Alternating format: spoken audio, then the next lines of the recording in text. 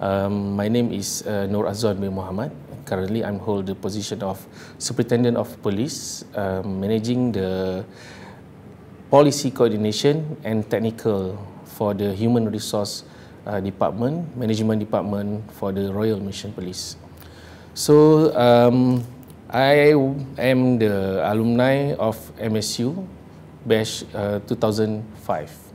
Okay, actually I started my career in year 2005 after graduated from the MSU as a police officer, cadet inspector, and then I've been in 19 years and the next year will be my 20 years in the police force. My great achievement, I've been scholared by the Jabatan Perkhidmatan Awam, the public civil servant, for my master program. Okay, I got scholarship under the Hadiah Latihan Persekutuan. So everything was sponsored by the government for me for my master degree level. And then another achievement is I've been awarded by Yang di-Pertuan Agong, Ahli Mahkota Wilayah AMW in year 2021.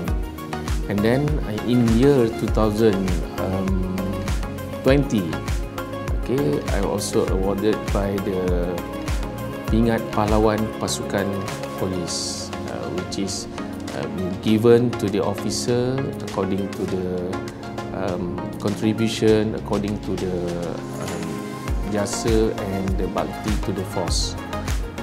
In MSU, dalam MSU ni, so pembelajaran kita dalam ni bila kita manage our project actually.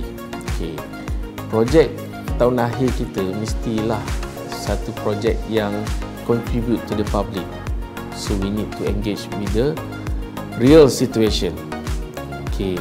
So as my project, saya dah dapat bekerjasama dengan Majlis Pembenaran Subang Jaya, okay, to provide the short message system for them.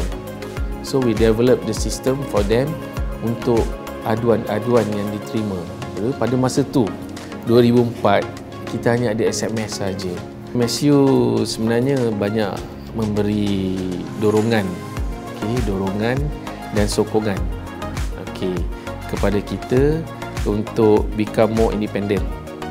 Okay, sebab as a start from the beginning, MSU bergerak sebagai sebuah pusat pembelajaran yang independen. Pada ketika itu, kita telah berjaya dalam beberapa pertandingan yang kita sertai. And then, pengiktirafan pihak luar kepada MSU, and kalau tak silap saya, alumni MSU juga dapat menempatkan diri dalam bidang industri yang lebih berjaya, dan kadar marketable of the student, MSU student tu agak tinggi saya rasa, become more technical dalam bidang kerajaan dan juga dalam bidang industri. Okay, saya suka outdoor. Okay, first of all, saya adalah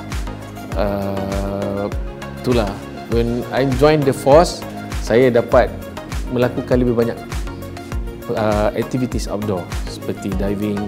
So saya ada lesson diving, okay, open water diving, and then saya juga menyertai sukan memanah, okay, memanah archery, and then dari segi menembak itu memang menjadi latihan setiap tahun. Saya suka mendaki gunung. Okay, sebelum ni pun memang saya terlibat.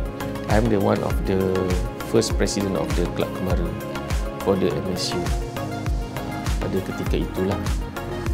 So banyak aktiviti yang kita buat. Kita pergi kayak, kita pergi any outdoor, semua kita buatlah. Saya punya tips. Okay, stay strong, long life learning, lifelong learning. Lifelong learning. Jangan berhenti belajar, even though you dah kerja. Try to get new adventure. Loser will quit. Okay, but the winners, he will fail but never quit. Itu saya punya pegangan lah. okey, saya boleh lihat daripada segi apa yang kita nak, kita kena istiqamah buat sehabis baik. Walaupun kita terpaksa mencuba, if we fail 7 times, we rise up 8 times. Watch this space for more alumni success stories. Follow your passion and create your own Achievers story. #MSU Alumni.